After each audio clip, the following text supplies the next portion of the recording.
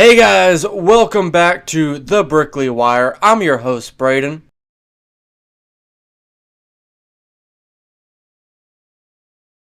Alright guys, we're joined here with Logan Kaplan, aka Republic Studs, the one and only. Welcome to the show. Thank you for having me on. I appreciate it a lot. Thank you so much for agreeing to come on for the first episode of this Brickley Wire special. I guess let's just get right on into this. I have a series of questions for you, but I want to start off with kind of your origin story a little bit, which is, when did you start your YouTube channel? So this is a very long-winded story. So I could give you the abbreviated version, or do you want the longer one? Because I could do both. Why don't you go for the longer one? That sounds awesome. All right. So about when I was 9 years old, I had an Instagram page called Puppet Master L. And that was really the origin for my involvement in the Lego community. So even though I'm 18 right now, I've been involved in the Lego community 9 years. I created an account there. I started posting random Lego stuff. I don't know why in the world my parents gave me access to Instagram when I was 9, but either way, I did, and I got to meet some people through there. Lego Captain Wookie here being one of them. And I made some great memories with that, and that just kind of had a lot of different interpretations. So I went from that, and then I always watched YouTube. I watched EvanTube growing up. I watched some arcade people. I watched Jang Bricks, a lot of the Lego community people. And then it kind of evolved into something else. I ended up being like a fan channel on Instagram for someone who's now my friend, Daily Tactics. And I started doing that. My first video on my channel actually is a Daily Squad Lego video, because really I had an Instagram account that was focused on a series he had at the time called Rico's Brigade. And I was doing a stop motion series called Rico Lego Star Wars Story. And that was all the very early on. I would say, in terms of the stuff I do now, I didn't take YouTube seriously until about 2020, where I started doing daily uploads, and it all started being Lego focused. I started doing building clone bases, clone armies. I had a whole setup going with that. I changed my name. It was originally Commander Rico, and then around a couple thousand subscribers in, I changed it to Republic Studs. And that was, I'd say, around the turning point. That was when things started to change. I started doing daily uploads. I was doing daily uploads every single day for 2 years, of long form videos. I still don't know how I fully did that. Coming up with the ideas is something else. Um, and then, yeah, I continued doing that, and it got more and more evolved. I started doing a lot of news videos. I started getting insider sources, and I started dropping different pieces of Lego news. I was very in the weeds of the Lego Star Wars community. And then I had a pivot around the fall of 22. Fall of 22, I really just decided I wasn't super happy with doing the news and doing a lot of the stuff, because a lot of what I was doing was very temporary. I was doing news videos based on whatever the latest set that might be coming out in the future is. Now that's interesting content, but it's low quality content, and it has to be rushed out by its own nature, because you have to get the news out quickly. So there's that element of it, and then it's also just I wasn't enjoying it as much. I wanted to make something that I felt proud of. So I started doing long form videos, and I was one of the first few people onto that scene. I'd say first three or four people onto that, and it took off instantly. And I was able to evolve that. I started off with more just I was seeing what would work, and then I got to do more passion projects. And up to today, a lot of my videos have just been able to be passion projects, which has just been fantastic. In fact, I'm working on one right now. It's the Wizard of Oz. I have a little bit of it here. This is the Emerald Oh, City. wow. Yeah, and we hired an animator for it, so we're gonna be having Blender animations in it, which I don't think anyone has done before in this space. But we're doing that with stop motions and with all the custom builds, and I'm very excited about that. And yeah, it's been quite a journey, I'd say. So that was a Yeah. long-winded response to a what should be a short question answer. No, that's really cool with the stop motion. I actually have a question down the line about stop motion animation, so we can get a little bit more into that in a bit. So you mentioned that like you were watching other channels and stuff like Jane Bricks, for example. I guess I'm just kind of curious, like who inspired you to get, because I know for me, I'm a huge SolidWorks Studios guy. Like he was definitely who got me into YouTube. So who was that for you? I'd say there are three or four. My friend Daly certainly is one of them. Daily Tactics. He he's the most consistent to this day. He's one of the hardest working people in the industry I know. He uploads like daily. He has like four channels, and he kind of unlocked my love for like storytelling on YouTube. I never really that was never really something I was as interested in before. I would just watch regular Lego videos that weren't very story driven. He kind of unlocked that for me. I love to tell stories, or retell stories, and I think he was a big inspiration. Initially, I'd say M&R Productions was a large scale inspiration in the Lego Star Wars space. He was the only one at the time. I remember when I was like 9 years old. Um, my great grandfather had just passed away, and I was just in a terrible mood, obviously. And I remember watching his videos. He had drop tests. He had like 60,000 subscribers or something at the time. I was watching his drop test videos, and that just put me in a good kind of mood, took my mind off it. And I remembered what that did for me, and I really appreciated him for that. So there's M&R, there's Daily, Evan Tube was at one of the first channels I watched. That just really, he was part of the one that sparked my love for YouTube, and now I have him like he's in some of my videos, which is awesome. Uh, in fact, all of those people have been in my videos, so in some capacity. So Mhm. it's kind of come full circle. It's been very, Yeah. uh, very inspiring on a personal level to go from watching these people to interacting with them. Yeah, I know Burke World this past summer I met Ryan for the first time and I was like, I literally feel like you grew up with these people, and you like meet them finally, you're like, wow, you're like just a normal guy. Yeah, I'd love to talk it's about been really Brickworld at fun. some point during this because Yeah. that was such an interesting experience for me too because it was my first time there. Yeah, we'll talk a little bit about your panel. Um, Oh, sure. so let's uh let's kind of switch on topics here a little bit. So you've made a lot of videos. You've made a lot of successful videos. I might add, you've ranked up, I say ranked up, you've racked up about like 88 million views just on your Oh first channel. my It's God. quite a lot. So, out of all of that, what was not necessarily your most popular video, but what was your favorite video to make? What's your favorite? Okay, so I love this question. So there's a video like I just genuinely love, and there are two of them, and I'm not sure which I like more. I think I'm inclined towards one. It was the one where I built World War II in Lego. That was I done last summer on the 4th of July. Uh, and it was just really meaningful to me because like I mentioned earlier, my great grandfather, he had a huge impact Mhm. on me growing up. And the way that that video is structured, if you watch it, it's the World War II veterans retelling the story of the battle they participated in, and then I go and recreate that in Lego.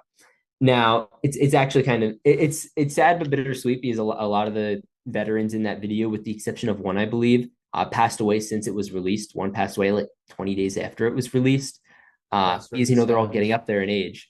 Uh, but I think just being able to catalog people's stories and like the real true heroes and be able to give that to the younger generation because interviews are one thing and you could take an interview and a handful of people will watch it, but I think turning it into a form of entertainment that so many people can watch it's at 600,000 700,000 views, I think makes it probably one of the most meaningful videos I've done.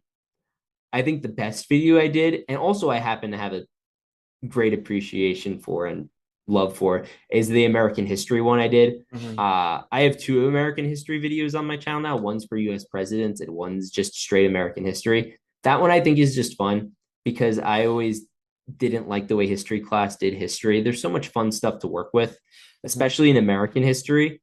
And I think touching on a lot of the really cool aspects of that. I love the ability to like I touch on all the different inventions that the history books just don't talk about, and it did really well. And I'm just in love with it. It's probably one of my highest quality videos. We have like space scenes in it. We have all this stuff. It was about a 5 month process to get that video out, Wow. and yeah, these things take quite a while. So, and that's one of the things that's fascinating. Like people don't realize, like this Wizard of Oz one, I've been working on for like 3 months now, probably. By the time it's out, it'll probably be four. That's crazy. I'll have to say it's very admirable that you made that video with the intention of sharing the stories of those veterans. I know personally, my great grandfather served in the Battle of the Bulge, and that was obviously a very significant battle that was a last stand for Germany. And I think with your video, I watched that. I think when it came out, so it's been a while, but I do faintly remember it, and I remember watching that video and going, like, this is like in the form of content that you make, that was the correct use of it. I think, and I think a lot of criticism, like I'm sure you're familiar with the term like Mr. Beast content. A lot of people like for whatever reason frown down on that. I actually disagree, and I point to a video like that where it's like you're taking something where it's easier to absorb the content, it's easier to watch it all the way through, and you're pushing something that's actually meaningful behind that. And I think that's really hard to accomplish. And I'm saying props to you and thank you for doing that. Um, Thank you. I appreciate it. yeah. So, anyways, let's move on. We got kind of serious there for a second. So, I think a lot of people kind of look at you, they look at a lot of YouTubers, but, managing a YouTube channel of your capacity, it must be a lot of work. That's what the assumption is. So, what is it like? Your channel brings in millions of views. What is it like to run the channel? Um, it's day in, day out work. I'll tell you that much. What you're seeing the final result, and I can tell how much work someone's put into a project by pretty much watching it. That I have a new friend of mine, Huxley Films, he productions. He put out a new stop motion. I'd recommend. It's incredible. He spent a full on like I think he spent like been working on it since March. It's one of the most insane things I've ever seen. And I think like the work shows and it's a lot. So like a couple things I do. I manage a team of people that actually work for me now. I've been able to build this up over time because just you get to a point where you can't manage everything. So I've moved actually over the course of the last couple months. Yeah. And one of the things I had done before I had moved, I had worked with some of my friends. I'm an Eagle Scout and we have a lot of kids in the Boy Scout troop. I was like, okay, we're going to start like an internship job opportunity thing. So they came and helped with me sort parts and take apart things and build things. Like I need like X amount of, I need this set, this set, and this set built for a video. And I asked them if they want to do it. They said, sure. And I need these parts sorted and getting all that for when I do a custom build, like the Emerald City or this one. Wait, this one's fun looking. This is like the Witch's Tower. This is one of the more Oh, detailed builds. wow. That's a Yeah. really nice one. Yeah. Oh, it's insane. Most of my time has to be spent in the actual studio, filming, talking to a camera, actually building this stuff on camera, and actually like recreating the story and moving the little figures around and doing all that. That's majority of my time. As well as scripting. Scripting is a huge portion, and I try to do it way in advance, so that way, like I just have a script to go to the next thing. That's usually a 2 to 3 day process just to because you need to find all the assets you need. You need to do research. Like when I did my American history one, it didn't seem like it, but it required a lot of research. Or my president's one, the same deal. I needed to kind of look into each president and see what I liked. And it's a shame because like with the president's video I just did, I like said a day wrong. I think I said the Kennedy assassination. I screwed it up by a day, which I shouldn't have because I think I was being lazy because I didn't look to confirm it. I just thought it was the 23rd and I said 23rd. So that was my mistake. And there was another one about like James K. Polk. But you're spending most of your time just doing all that research for the videos. The Wizard of Oz one, literally, I've kind of had to I kind of the way I do a video is I'll immerse myself in the world. When I was doing Despicable Me, I was filming that listening to the Double Life song, like the Guru song, and Hey, that's I a good was just song. watching. It's a great song. It's a fantastic song, and I can't get it out of my head like still. And I just immerse myself in the world. I watch YouTube videos on it, and I really get into the meme culture of it. So Wizard of Oz, it's been the same kind of thing. They're doing the Wicked movie later in November, so I'm going to try to release it alongside that. But I watched the movie and I took notes when I'm watching the movie, and I'm looking at all the scenes and I'm like, okay, this is what I need to build. And sometimes I'll have people help me design sets. So like for the White House video, the president's video, I had someone design me an Oval Office, and it looks great.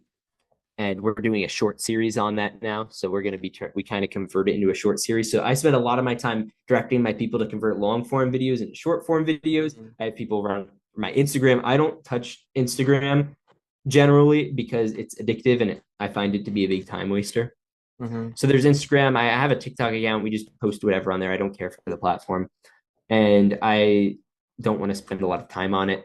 And then YouTube's the main focus. It's the main channel and it's the second channel, which I've been focusing more on as well. Yeah.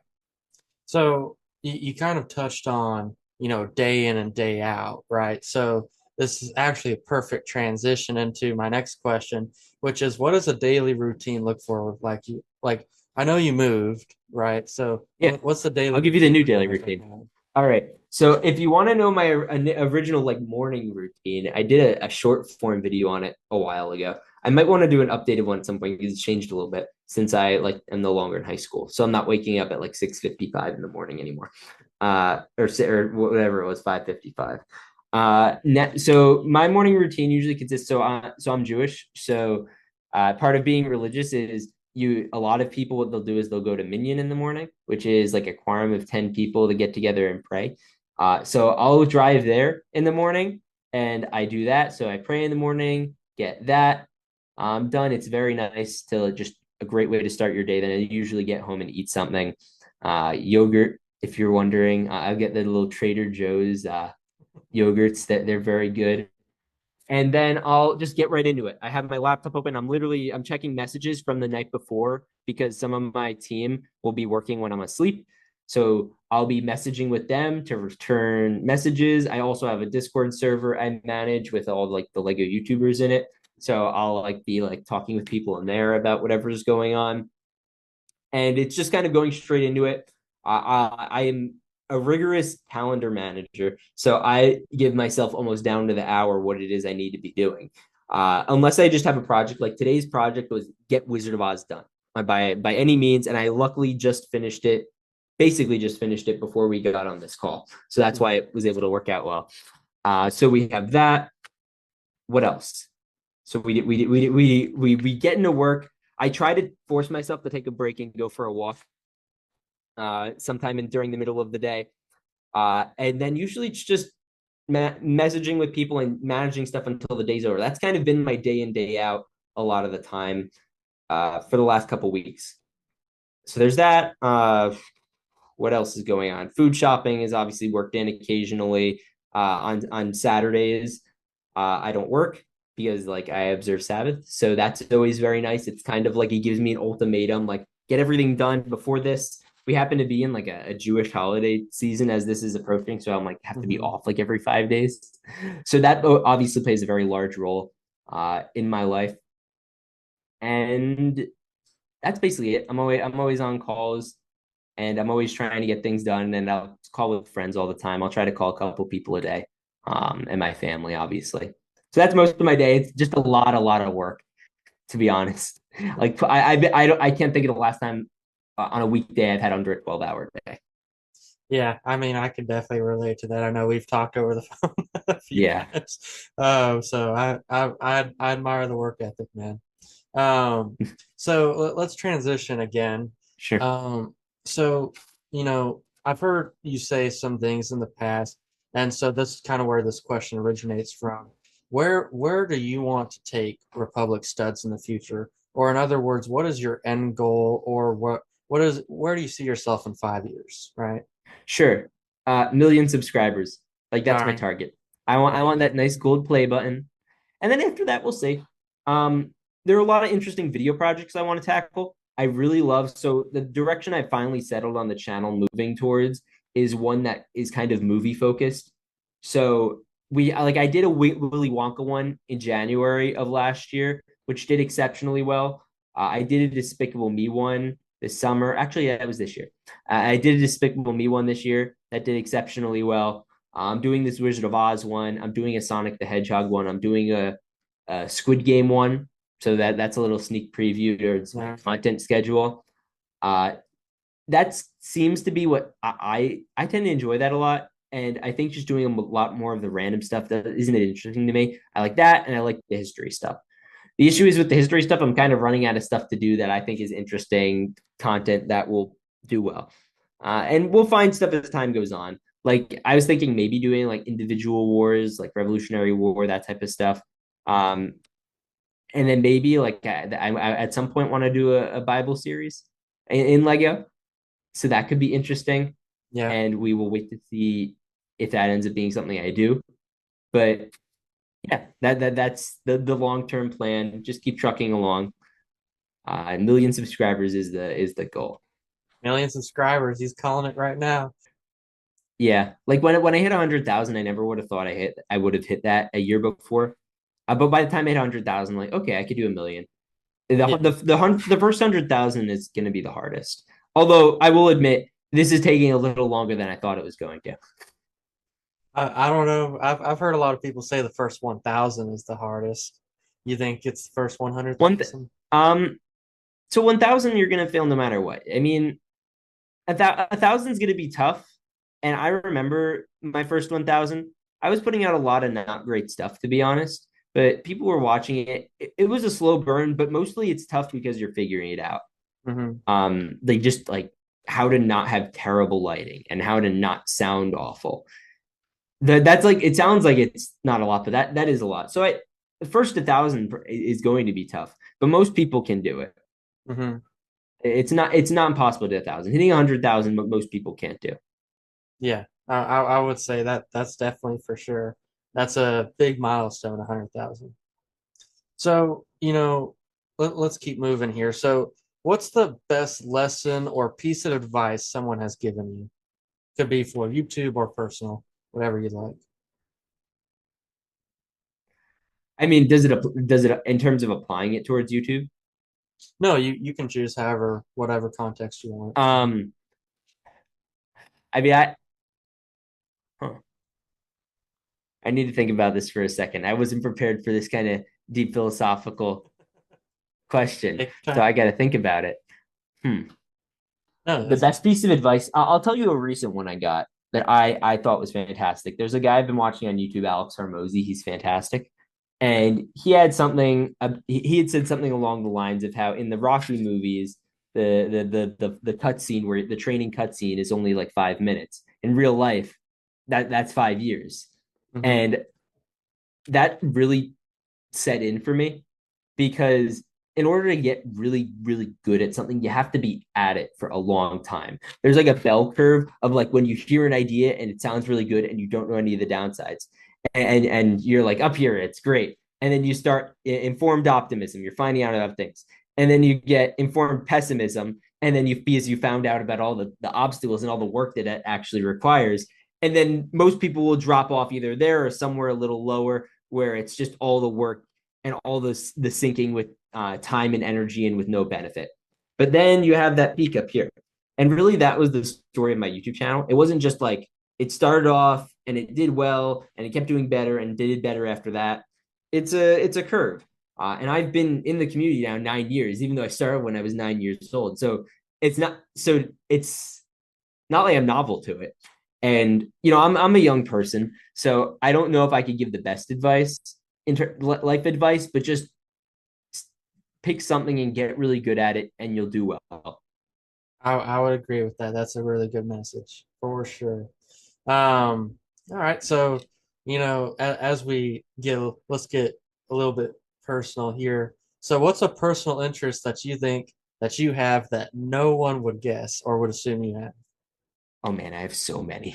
That's like I'm I mean, there's some things like people could guess. Like I could say I'm very into Frank Sinatra music. Like it's Yeah. ridiculous. Like if I pull up my but like people could guess that if they like follow my Instagram I was stories gonna at say all. you put the That's Life song on a bunch of stories. So Yeah, like if you go through it, that's Hello Dolly.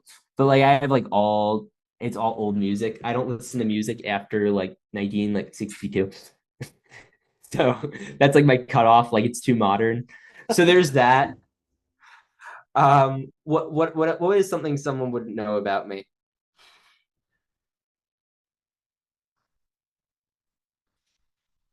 I'd say that's it, probably. you think your That's one music of the taste? things.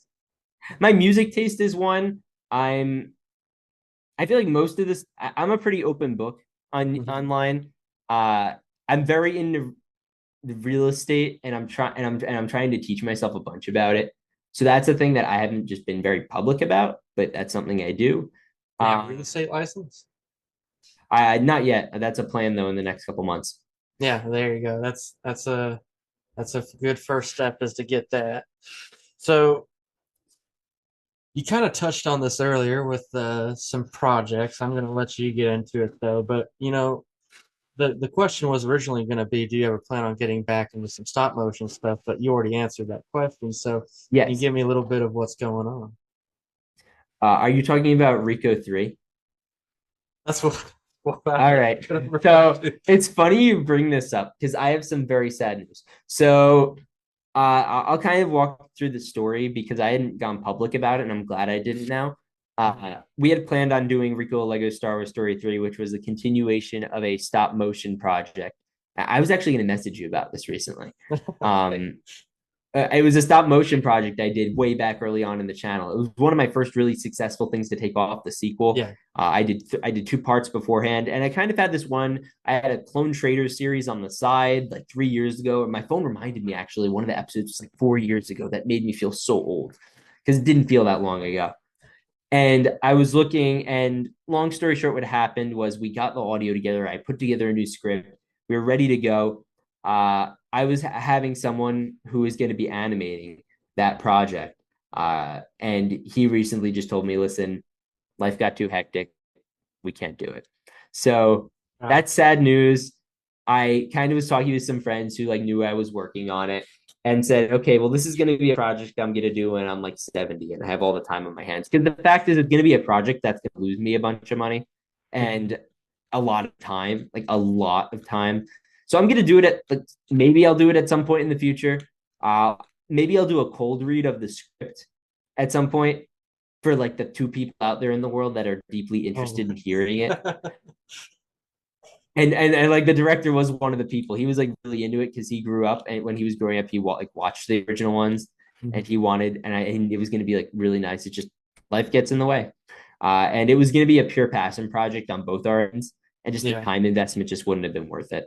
So maybe I'll approach it again someday. The nice thing that it is, I have all the audio files for it, so if I ever want to do it, it's all there in Google Drive, Yeah. and I can touch on it whenever I want. The issue was, ironically, though in those parts, if you look at part 1 and 2, we all sound very, very young, like little kids, because we were like 13, 14. We were Yeah. making it. And now our voices all sound different. So it would have sounded weird. So Mr. Lego Captain Wookie here Jeez. was supposed to be a We need to add Captain context to that. yeah. Oh, Because should we add that? yeah, Can you explain that? Do you not, is that not what LCW stands for anymore? that's what it stands for. But I think you might want to be the only person that remembers that at this point.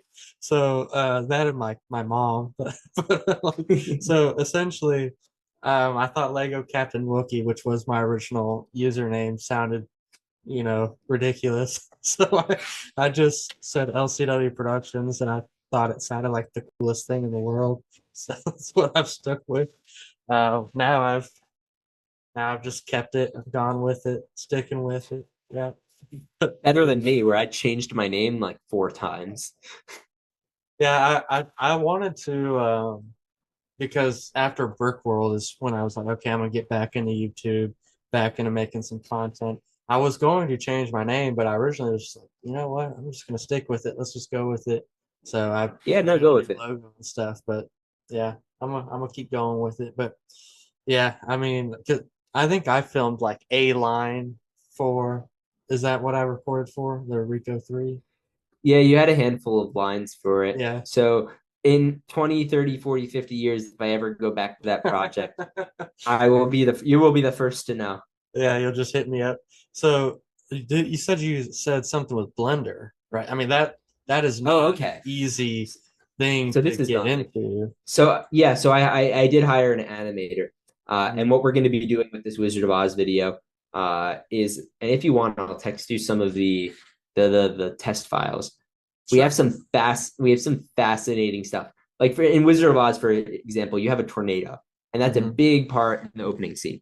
So we had rendered a full Lego tornado with the Dorothy house, I have right here, with the Dorothy house Oh, digitally rendered spinning around it. yeah. And then we also have like a cow and like the cousins and the boat. And it's awesome. We have like the wizard, if you know the scene where he's like talking on a throne, like Mhm. it's a big head. So we have that. We have a scene with the Wicked Witch flying around. We're going to be really trying to work it in for the background stuff. It's going to be one of our biggest, most expensive. This is the most expensive production on a video I've ever done. The Yeah. one before that was I did a Wild West video, which Yeah. didn't do super well, but it's one. I think it's one of my best productions, and it was also very expensive. But that's a different note. Yeah, I mean Blender is, I mean, I'm glad you got an animator, man, because that is not an easy thing to mess No, it with, dude. isn't. That takes a lot of Yeah, practice. yeah. No, he's fantastic. He's like a hobbyist, and he's been wanting to do Lego anyway, so he was like very excited to Yeah. be able to get a job in it. And yeah, I'm kind of in the mode of I'm gonna spend as much as I can in making the best videos possible, and then I'm hoping that'll you know result in people coming back and wanting to watch more videos. So I think like there's no point in just saving everything. I want to be able to make good stuff, and then beyond paying all the bills for living expenses and stuff like that. And if I Yeah. can do that, great. Yeah, well there you go, man. Well, you did just say when you're 70, so what are you gonna Yeah. Deadpool Wolverine this till you're 90? That's inside. Okay. We'll keep moving here. So, you know, let's transition again. So, Sure. what is your best childhood Lego memory? Was it at a Christmas gift receiving, birthday, or you just bought a set and you built it? Like, what's the best childhood memory for Lego? Hmm. Um, I remember my first Lego set my uncle gave to me. It was this buildable Buzz Lightyear like contraction figure, Hmm. and I remember getting really frustrated with how to build it. So I don't know if that's my favorite memory. That's a memory I have. Yeah. Uh, hmm. I think my favorite memory is I had this insane lore that went on in my head for about 3 years straight of like following this clone trooper, and like literally we moved houses in between this lore. So it was just the most insane thing. I had this clone trooper character, and he had all his buddies, and they were like in a squad. And since I grew up in the pre-clone set era, like the 2015 to Mhm. my collection journey started from like 2014, 2015 in 2019. So this was the era when this was happening. And I just made up the most insane stories about these clone troopers. And I remember to this day, like ending that off. And like there was all these characters I made up. Like there was this droid character. I don't have it on me right now. It's at my house back in New Jersey. And because I kind of left it all there as like a little like Mhm. memento. And it was great. Like this one character evolved in my head in the lore for like 3 years straight. So it's not like a specific memory, but it's just a series of events. And I just loved how consistent I was. And the story went all off, and like I killed characters and brought them back to life all the time. So it was basically like a Marvel movie. Uh, Or that's more DC than Marvel. These I don't know if you know more about the comic. They brought back Superman. I guess they're gonna do that with Marvel now too. They gotta make the money, right? But no, yeah, that's good. I know, I think most kids probably have a story like that, right? I know my brother and I like we used to play a lot, but we never I don't think we ever had a storyline. It was just who could destroy whose Legos first. We would, throw Legos at the other Lego. Is ridiculous, but yeah, that's a fun story, man. I'm glad that you got that experience. But yeah, let's keep moving here. So, what is your favorite part of running a YouTube channel? So, I know a lot of the things you said previously, they're kind of negative in the sense of like, oh, it's a Yeah, lot no, of it's a work, lot of it's a work, lot but of I this. love it. No, Yeah, I love work. So yeah. yeah, I think it's an actively good thing to work and Hmm. add value to the world. I like now that I have people that work for me because I feel like I'm supporting other people too. Sure. So I think that's been a great thing. What do I like about it? I mean, I like all of it. I like all of it. It's all a bit of it. Like it's work, but I enjoy it. Hmm. And a man who has a job that he loves does not work a day in his life, and I Yeah. feel that way. Although I work probably harder than not most people I know, but I work harder than a lot of people. Hmm. Yeah. That Nah, I agree with that quote for sure. If And I don't you say can, that I don't say that to be like brash and like look at me, I'm so much better. I just say it because like it's a good thing to work. I think it's an actively okay thing to strive for that. Like I oh don't I yeah, don't spend I the agree. hours of my day looking for a break. I spend it looking for work. Like I get antsy when I'm not working. Well, I'm the exact same way. So, um, yeah. So, you know, I think we kind of touched on this already, but I'll make sure we get a straight answer here. So, what is like do you have like a future career goal? Like you mentioned real estate, but then you're saying like, oh, I'm gonna do this when I'm 70. So what's the No, projection no. for So I'm gonna do Rico Lego Star Wars story when I'm 70. Oh Um, yeah. Yeah. so I mean, in the future, so I'm 18 now, and I don't like the idea of locking on. Like, so real estate is something I want to do. Truthfully, the mode I'm in right now is I want to make enough money so that way getting into real estate, because really getting into real estate is really about how much capital and credit Yes. you could allocate, you can build up. Hmm. So I'm just in that phase right now. I plan on entering that industry, and it's really just what I'm doing a lot now. If I could show you the stack of books I have on real estate, is just spending my time learning about it. There's an internship possibly I have with some people who are very big in real estate. I went to this real estate convention uh, here in Hollywood, Florida, and that was really kind of inspiring. It's that's going to be something definitely. There's some other things that we do. Like next year, I'm going to be doing I'm going to be learning to fly, so I'm going to be getting my private pilot's license, Oh shoot. and Okay. that should be fun. And so that could be like a side job if I ever want it to be. But I never see myself working as a 9 to 5 type person because I just can't stop. Yeah, I'm not wired. I get that because I'm not wired like that. It's when I wake up to when I go to sleep. It's something's happened. You get it. Um, Mm-hmm. but yeah, so I guess, let's dive in on that real estate a little bit more. So what kind of sector of real estate, are you going like marketing for real estate, flipping houses? Are you trying to fix up houses or just rent out houses? What are you interested in? I'd probably want to do property investment. Property Um, investment? Okay. yeah. So like renting houses out. Yeah. That would be my long term goal. And just I like Monopoly growing up, so something along those lines. You ever thought about an Um, Airbnb, dude?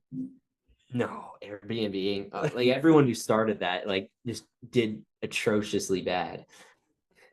Hey, I No, mean, no, if not you got personally something not. cool enough, I saw The someone did a Airbnb Star up Wars house. themed house. Yeah, someone did a Yeah. Star Wars themed house and they made a killing off. Oh, I'm sure. Yeah, I mean, I'm not hard set on any one particular Yeah, facet. I don't plan on being an agent or anything like that. It's probably going to be closer to the investment side. yeah. Well, hey man, that's a good profitable thing to get into. So that's probably the right direction, and I'm sure your channel is going to help catapult you into a good head start on that for sure. So what gets you motivated, right? So we were both talking, and I know for me, I'm one of those people that are crazy. I work every single day. I work stupid hours. I'm sure you're kind of along those lines as well. Mm-hmm. There's a lot of different things that get me out of bed in the morning that keep me motivated. they keep me like I think almost addicted to what I'm doing. So like what is that for you? What gets you up every morning? There's one word I'm scared of, and it's potential.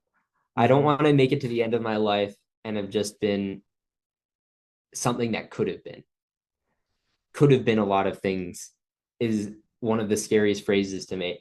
And I want to make sure I do something with my life. I was given a gift by God to be here on this earth in this great country with so many opportunities. And I've been so blessed. And I think to waste that away is a disservice to God and everyone who brought me up and everyone who came before me. And I think by half-assing your day, that's throwing something very valuable away. And I think a lot of people take life for granted, especially in this modern Western world where people have a lot of luxuries. It's very easy to forget how lucky you have it. And I think by not exploiting that to its full potential and getting the most out of every day, I can't even imagine more with that. The last thing I want to have written on my gravestone is potential. That's probably like that's a quote that is sealed in my brain. And when I wake up, that's part of what I'm thinking about.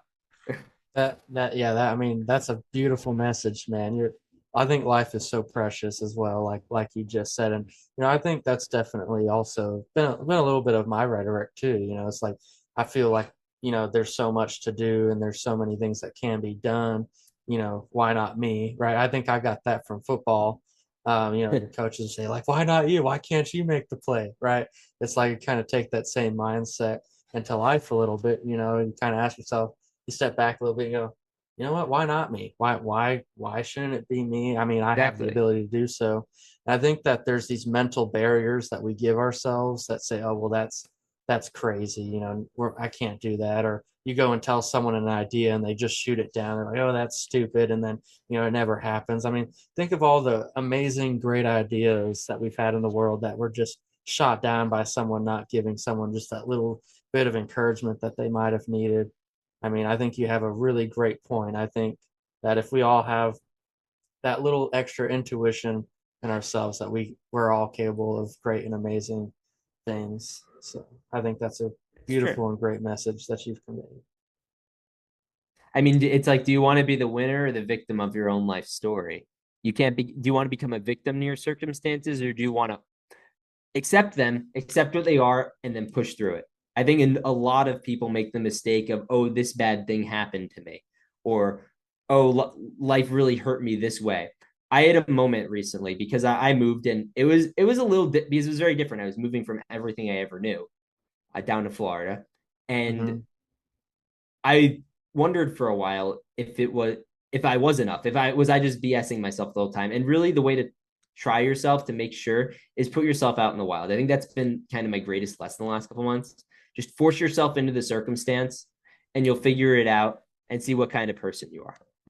Yeah. So I think you're describing a leap of faith. I mean, No. I mean it's not even a leap of faith. Just if you think you're capable of it, then do it. yeah. Like don't wait around. Yeah, but I guess what I'm referring to is, again, that mental barrier of like you had like, oh, well, maybe I'm just BSing myself and you pushed through that barrier, you took a leap of Yes. faith is kind of what I'm referring to. Okay, Uh, no, I see what you're saying. yeah, and I think a lot of people don't have the self-awareness to make those like decisions for themselves. And I think that it takes certain circumstances to kind of open your eyes to some of that stuff.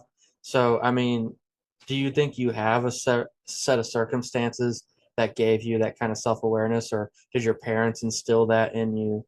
I mean, what do you think on that? Um, I've always put myself I've kind of self-directed the direction of my life.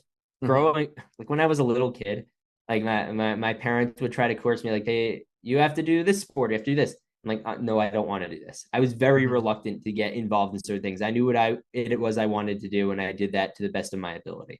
Hmm. I think there is a mistake, I think, like within the education sphere where it's like, oh, you have to try out everything and maybe find something along the way. I think it's a better idea to find what people are good at and what they like, and then try to make them the best at it. Yeah. And that was kind of the direction I ended up doing for myself, sometimes to the consternation of my parents. But like religiously, I decided that was going to be something that I was going to do. It hasn't. No one in my family is particularly religious, but it's something that I found important, and it's something that I pursued. Hmm. Well, that's admirable for sure. I mean, I think especially because I think for anyone listening that might have not caught on to that, it's really hard, especially when you're young, to be that stubborn. Yeah. Yeah. So it's like, No, being it's able very difficult to be stubborn.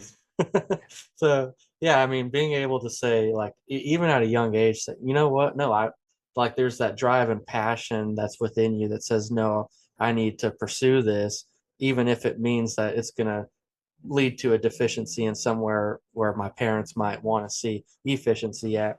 I think that is, you know, definitely something that's admirable. I think it's a quality that you take through the rest of your life. Whether it's future That's another thing. relationships or whatever, right? Exactly. That's another thing though. You can't be concerned about what other people are going to think. Because if you Exactly. do, Yeah. you're living out their version of what they want, this weird version in their head of what they want you to be. The only one who knows you as a person in your head is you, Hmm. because everyone has a different version of you in their head.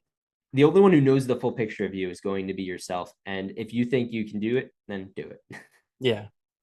Well, yeah, I can that I'm gonna add this question because I just it Sure. came up out of the top of my head.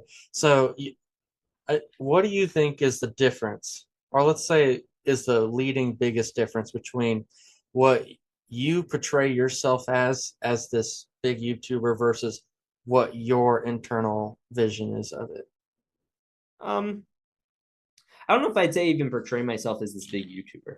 I mean, it's funny because like a lot of the people I spend most of my time with have much bigger channels than me. Yeah, So I always had the sense of being like not inferior, but yeah, I guess inferior. Like I'm like I'm aspirational towards where these people are, and I think it's a very useful thing to surround yourself with people who are better than you yeah, and who are more motivated than you. If you're the dumbest one in a room, that's usually a good thing because that means you have people to learn from. yes, I would never want the last thing I ever want to be is the smartest or most successful person in a room yeah. generally What? because I'm not going to get much out of that experience. Yeah, because you get comfortable, you get complacent, and then you kind of slip a Yeah, little bit, and then yeah, I don't think any one great person in history was ever around people that were not able to push them to be the best version of themselves that they possibly could be. I think I'm a big Abraham Lincoln fan, so I mean he was notorious for, yeah, I mean notorious for putting people that completely disagreed with him. Even his vice president was completely the other aisle in his second term, and many would say that was a political thing, but in my opinion is that he did that because when it came to reconstruction that he would not be as harsh on it if he was around when that actually occurred. But was Johnson was vice president for a yeah. second term. Yeah. So I mean, And I it's a think shame because like you, yeah. I just on a historical level, you get to like you get down to like President Grant, where Reconstruction actually was starting to happen, but then the Jim Crow stuff came in, and it was just yeah. terrible. Well, the That's a black different coats, note. but that's a whole different topic. But Well, yes, uh, no, exactly. yeah, I guess my point that I'm trying to get across is, I think the greatest minds, the people that achieve the most, are the ones that surround themselves with people that have been around for a while, may have opposing viewpoints, and I think people who are able to rise above, like, just their own echo chamber, I think is the right way to put it, are the ones who are able to see the world for, in a more realistic way, and are able to achieve a lot more because of that. And I think that if you're able to do that, and I think you are, based off what you've been telling me, I think you're gonna keep growing just like you are. So I think this can segue into a good question, which is, right now we've been talking about a lot of self-awareness. So what do you think is your biggest failure in regards to your YouTube channel? My YouTube channel. Yeah. Um, there are a couple ways you could do it. It depends what you count as a failure. So, like purely based on say content, there are videos I could be doing that I'm not, that would do significantly better than the ones that I am. And I'm doing that in part because I want to make stuff that I feel like really is providing value to the world. So like when I do these historical videos, I do president video or just the general American history video or a retail Wizard of Oz. I think that's adding some value. There are some videos out there that are very entertaining, and I've done some entertaining videos myself that don't have particular message attached to them. They're just fun videos. Um, but oftentimes like the videos that perform best on YouTube are the ones with, especially in the Lego space, are the ones with the broadest appeal, the ones that will the algorithms will like because the certain demographic will really like them. So I know some of my friends, I know some people who will do videos, they'll do fantastically, but there's no real substance there. Mhm. If I am going to do a video like that going forward, I'd like to make it somewhat substantive. So I'm not like writing off the opportunity of doing that again, but generally speaking, I'd say that would be a failure on what I could be doing. But it's kind of a personal choice for not making those content accelerator that content that accelerates the growth of the channel much faster. Uh, I'd say that's probably I don't know if you count it as a failure, Or a but shortcoming. I'll use that. Yeah, shortcoming, failure. Well, I guess a big part of your message there was kind of the choices that you were making. So, do you think that you can pinpoint a certain choice or decision that you made in the growth of your channel that has kind of led to like the success that you have right now? So I can tell you right now, it was the content strategy switch. It was switching from the Lego Star Wars news, which is a very hyper niche, low quality content brand, which was mixed with like reviews and stuff. But I didn't feel I was adding any value there either. Unfortunately, it's a stacked deck in that regard because Lego is sending people sets months in advance, and you're competing Yeah. with Lego, and that's not the easiest thing to do when they're the one who makes the set and you're making it about their stuff. So if you can't beat them, then I don't want to say if you can't beat them, give up because that sounds terrible. But if you're playing against the biggest player and you're like you're this tall, it's not worth playing sometimes it's worth going to a different sandbox, and that's what I did here. And I'm not worried about competing with people for Lego. I'm just worried with competing with other people who are making exceptional content, uh, Yeah. to get the views for the best kind of content. Now, are there times I wish I timed certain things better, like when I made the Despicable Me video? Could that have come out 2 weeks sooner? I wish it did. I didn't plan it that way. I wish it did. Or the Willy Wonka video, I probably should have put out a couple weeks before I did, even though it was super successful. The movie was really popular a Hmm. couple weeks before, so I was getting the after effects of that. So I'm gonna try to see if I can not have that with this Wizard of Oz, and I'll get on the ball with it. I'll post it around the same time the movie comes out. Yeah, So you live and you learn. sure. So, you're obviously referring to your content switch from that kind of leading to the success that you have right now. So, obviously, anyone can switch to any form of content that they want, right? But, in a very generalized way, if you could answer this question, like, what do you Sure. think is the best tips to make the best content, right? Because a lot of people make videos like yours, but they're not, Mhm. in a very blunt way, they're just not that great, right? Yeah. They're either rushed or you get really confused like a minute or two in, and then you're just like, what's going on here? And then you just leave. I mean, your videos, although they're fast paced, you know what's happening, right? You're following a story, and it's very apparent that it's well thought out. And so, how do you apply those same philosophies that you apply to your videos to other forms of content? So I've had the same general rule of thumb since I started making YouTube videos. And I've told this to people. So like I remember sitting on YouTube live streams back in 2020 because this was something I did when I was very involved. I had a couple thousand subscribers, and people would ask, how do I start like a YouTube channel? How do I make my first video? And I would always say, make stuff you yourself enjoy. The issue is a lot of people they just break out their phone and they film stuff that's just either uninteresting or stuff that is very low quality. The lighting is atrocious. The audio is atrocious. By the way, audio is far more important to a YouTube video than visuals. Mhm. You're going to want to nail that down. because most people are more active listeners than active watchers. With Lego, it's a little different because people are very interested in the visual end of it. Mhm. So Lego is really it's important for both, but especially audio. Make sure you're getting that down. Now that doesn't mean you need to start with a very expensive setup. I was running the channel off my phone and for a full year, Mhm. doing editing, doing everything. You could do it all on your phone. You don't need expensive setups. You don't need special lights. The exposure's in there. You have the ability to make stuff really good with little to no budget at all. There's free software. AI now makes it even easier with AI editing software Mhm. and just general. It'll help you come up with video ideas, things like that. You have to be very particular with it, but it's there. Make good stuff.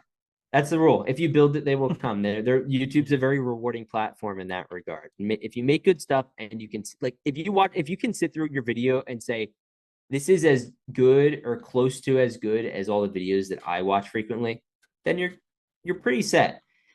If you can also like set aside a budget, I'd say if you could put together like $100, $200 budget, get some cheaper lights, they have really good microphone, and you only have to buy it once. Get a Mhm. really good microphone, and get that. That's basically it.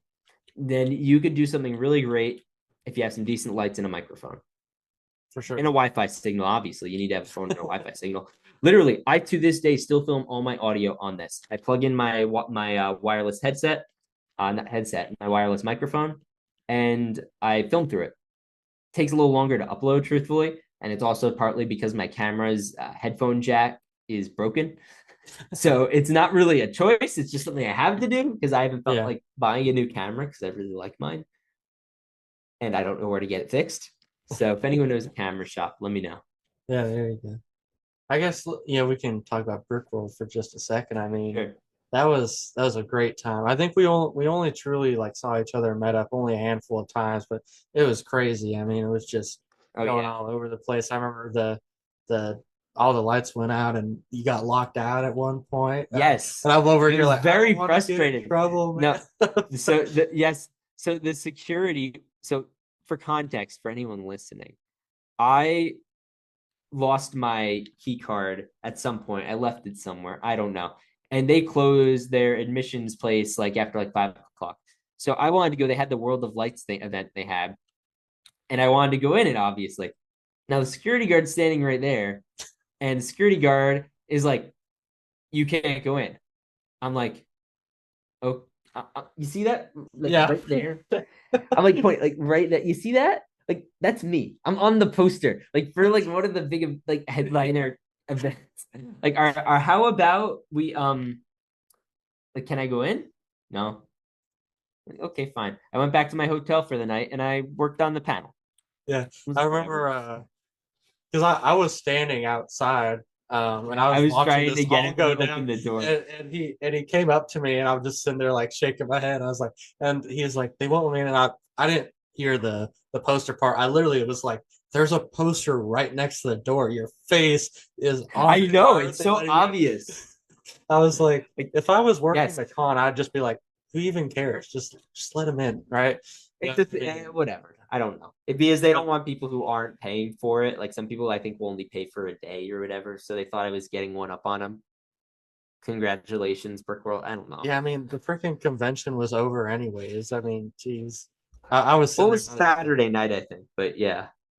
Well, I mean, yeah, it's true. But I mean, dang, dude, I remember like you asked me, like, oh, can you go open the side door? I was like, all that was going through my head was like, you open the door and all the light seeps through, and the whole room just turns and looks dead. But it wouldn't be that dramatic. But yeah, I was like, yeah, let's not do that. But yeah, I know, man. That was ridiculous. That's a funny It story was looking funny. back at it. No, it was very funny. You're like, dude, don't even tell me that. I was like, your face is on the poster. But yeah, incompetent uh security guard, whatever. But yeah, what was your favorite Brickworld moment outside of the panel? I don't know if the panel was my favorite moment. Panel was stressful. I was stressing so hard about that because Yeah. I was relying on a lot of factors that didn't include me, like them getting a projector. which the projector wasn't that great, and the microphones.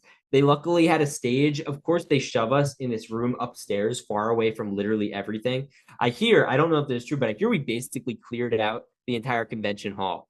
Like everyone in the convention center pretty much went to it, Mhm. which is very cool to hear. I wasn't there. I know I was on the stage the whole time, so I don't know if that's the case. There was, I'd say the I think when I was leaving, there was still a lot of people there, but that line was long. Yeah, we had a really long line. I'd say the best moment was just meeting a lot of my friends that Mhm. I had never met.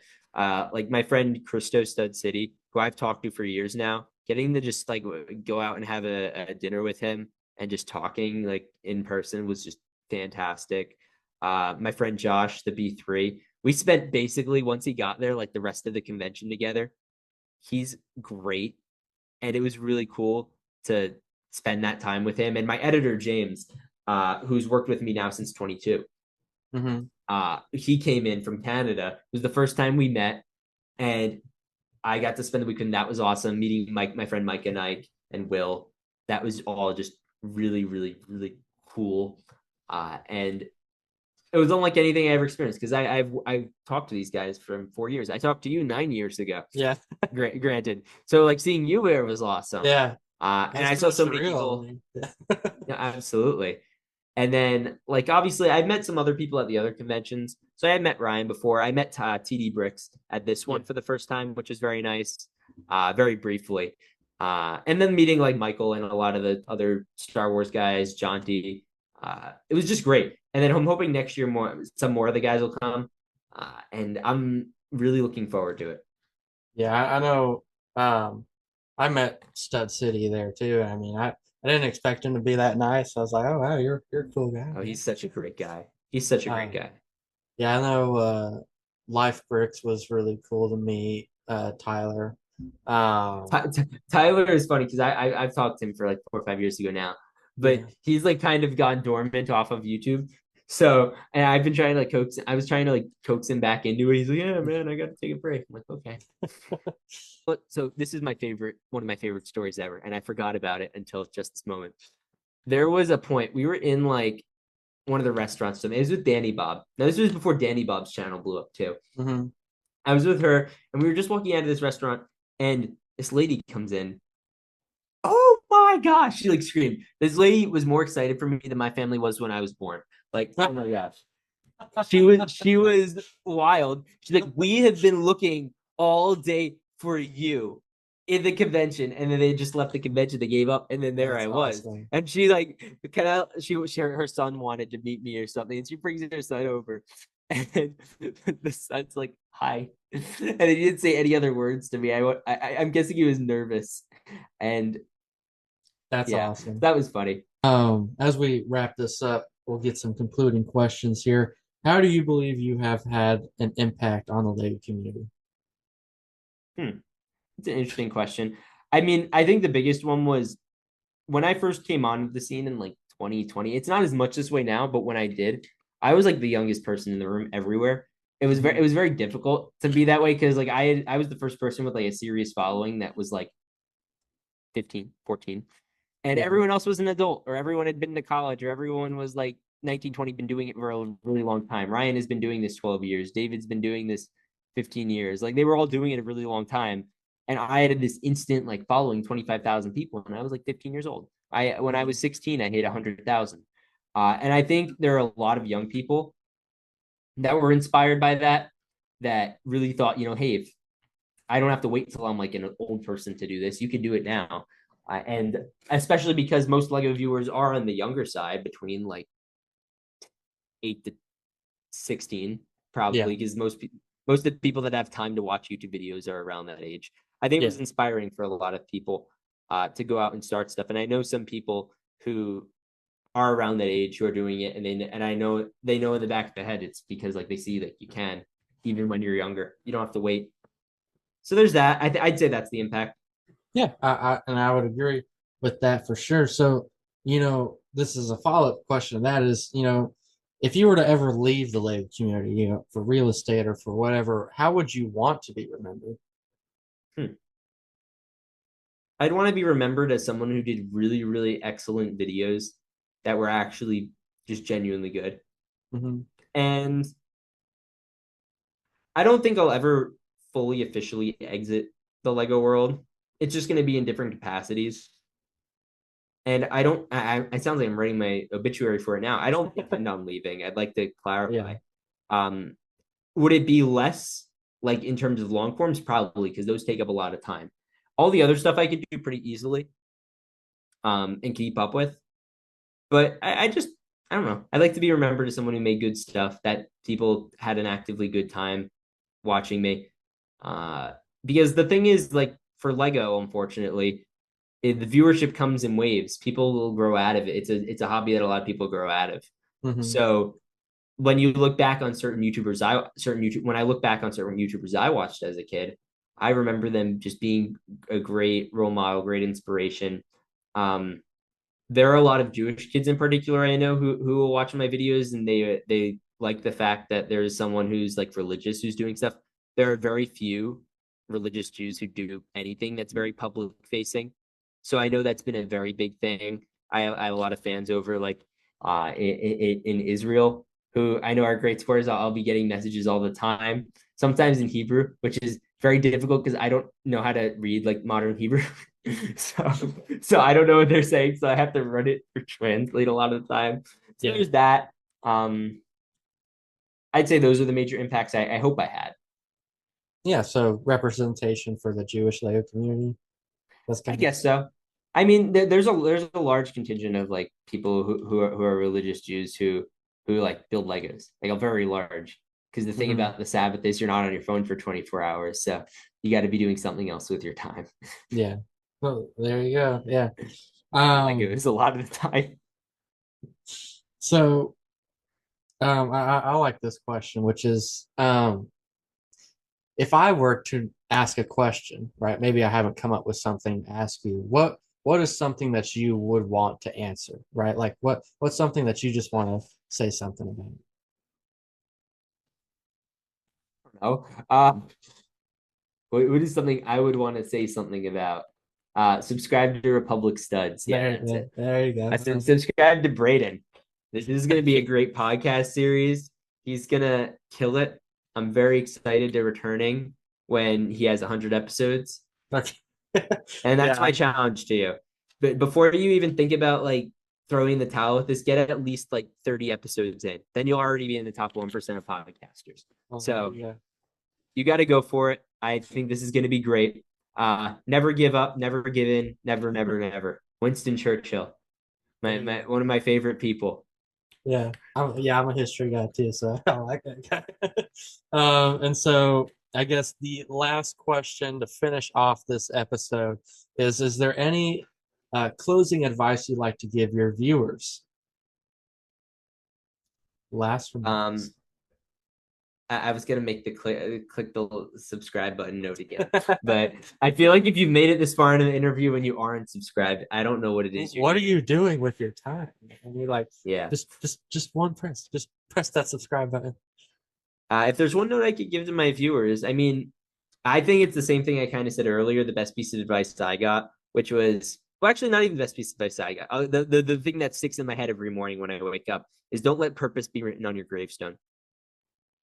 Or not purpose. Don't let potential be written on your. Yeah, I was about to say, is there potential? No, I think finding a deep purpose in your life is very important. I think I found mine for the most part, and I know what it is, and I'm not close to where I need to be yet. Mm-hmm. But knowing that you have potential to do something great and then acting on it is important. Don't just think you can do something great and do nothing. Perfect. There you go. Well, Logan, thank you so much for coming on for episode 1. This was a big knockout punch right here. Get Mr. Republic Studs, the one and only, on the Brickley Wire special here. And thank you so much for joining me. And we'll talk soon. God bless and stay awesome. All right, guys, and there you had it. I am so grateful that Logan decided to be the first guest on our episode 1 of the Brickley Wire podcast. It was really fun to talk with him. If you guys watch to the end of the video, make sure that you guys subscribe. Please do so. Make sure to like the video. Comment down below on any guests you'd like to see me bring on in the future. And make sure to turn on those notifications to get notified about when I do so. Thank you guys so much for watching. Have a great and wonderful day.